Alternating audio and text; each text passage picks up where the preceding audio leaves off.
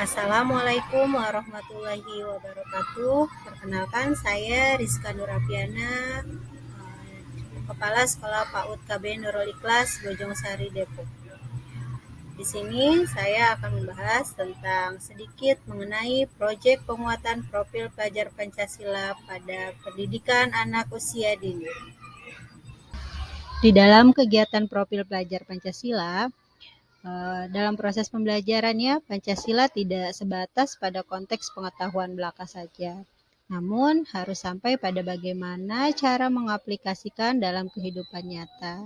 Nanti akan kita bahas bagaimana contoh proyek penguatan profil pelajar Pancasila di dalam kegiatan pembelajaran anak. Selanjutnya yaitu mengenai 6 dimensi profil pelajar Pancasila yang harus ada dalam kegiatan pembelajaran proyek. Nah, yang pertama di sini ada beriman, bertakwa kepada Tuhan Yang Maha Esa dan berakhlak mulia. Yang kedua yaitu berkebinekaan global. Yang ketiga bergotong royong. Yang keempat kreatif. Yang kelima bernalar kritis. Dan yang terakhir mandiri. Setiap anak harus memunculkan atau memiliki keenam dimensi tersebut.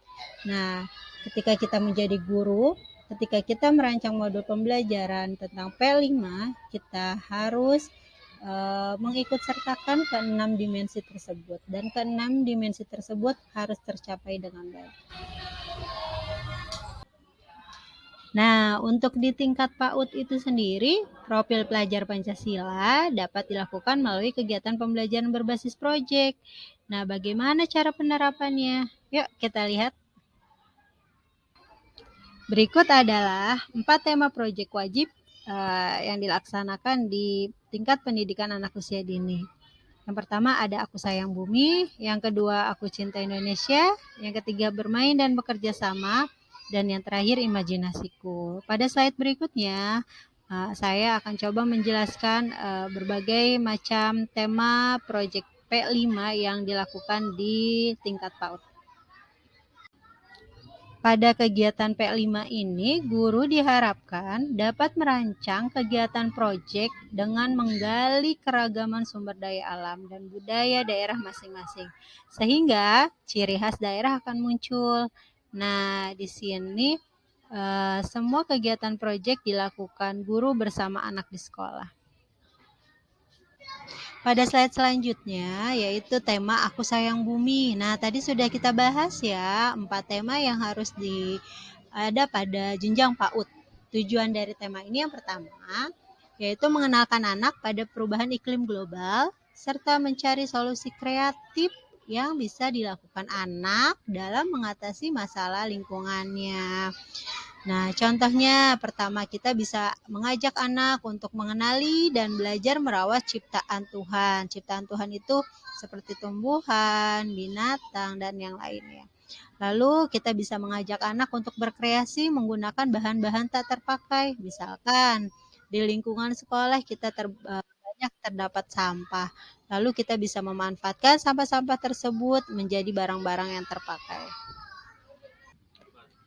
Selanjutnya, tema yang kedua yaitu tema Aku Cinta Indonesia. Tujuan dari tema ini adalah anak dapat mengenal dan mempelajari seni dan budaya mereka masing-masing agar mereka bangga menjadi anak Indonesia dan dapat melestarikan budaya tersebut.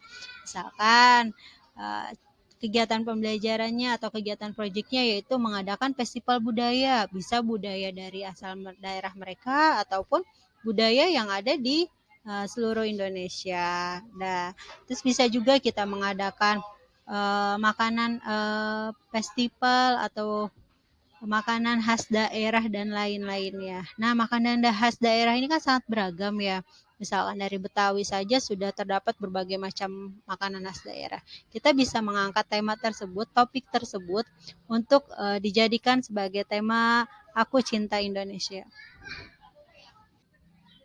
Nah, kita sudah masuk ke tema yang ketiga, tema bermain dan bekerja sama.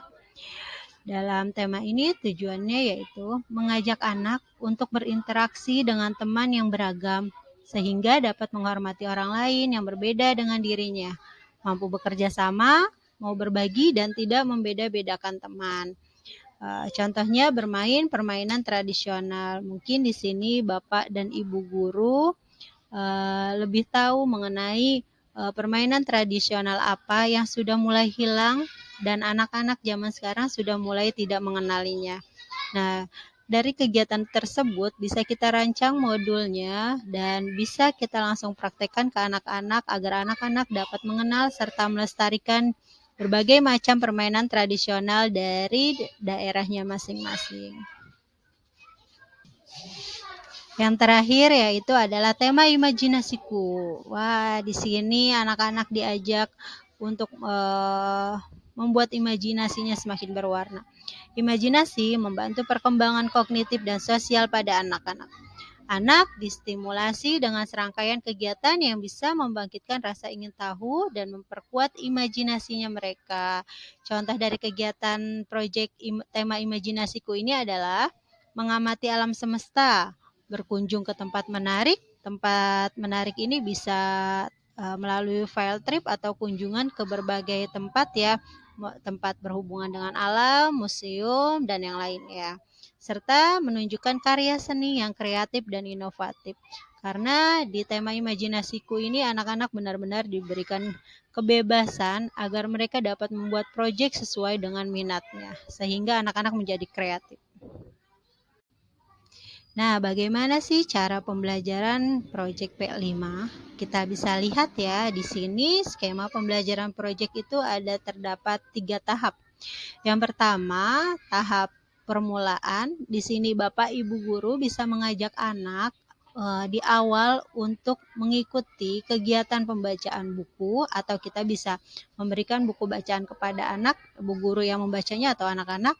Yang selanjutnya yaitu menonton video pembelajaran bisa lewat laptop atau proyektor, dan bisa juga kita mengajak anak-anak untuk kunjungan terlebih dahulu atau mengadakan kegiatan outing kelas. Nah, semua ini dilakukan untuk membangkitkan rasa ingin tahu anak sehingga muncullah ide gagasan untuk melakukan proyek. Proyek apa yang akan kita lakukan setelah kita membaca buku, menonton video, atau melakukan outing kelas. Nah, di situ nanti akan muncul berbagai macam minat anak atau pilihan anak sehingga kita dapat menentukan proyek apa yang akan kita lakukan. Dan di tahap selanjutnya yaitu tahap kedua, yaitu tahap pengembangan. Dukungan atau fasilitas guru atau orang dewasa lainnya seperti orang tua saat anak berkegiatan, termasuk memberikan pertanyaan pemantik. Apa sih pertanyaan pemantik tersebut? Pertanyaan pemantik itu pertanyaan yang digunakan oleh guru untuk dapat agar anak dapat memberikan berbagai macam imajinasinya atau pengetahuannya sehingga mereka dapat membuat proyek itu menjadi lebih baik. Dan yang terakhir yaitu tahap penyimpulan. Nah, ketika sudah melaksanakan kegiatan proyek, sudah selesai, anak-anak kita ajak untuk melakukan refleksi. Nah, ada refleksi anak, ada kegiatan asesmen dari guru, dan memastikan berkelanjutannya budaya positif dari proyek. Jadi, proyek tersebut nggak selesai sampai di situ saja, tetapi melekat pada diri anak, apalagi yang berhubungan dengan alam dan budaya ya, sehingga anak bisa ikut aktif serta menerapkannya di dalam kehidupan mereka nantinya. Baik, terima kasih. Itu saja penjelasan mengenai P5 yang dapat saya sampaikan. Wassalamualaikum warahmatullahi wabarakatuh.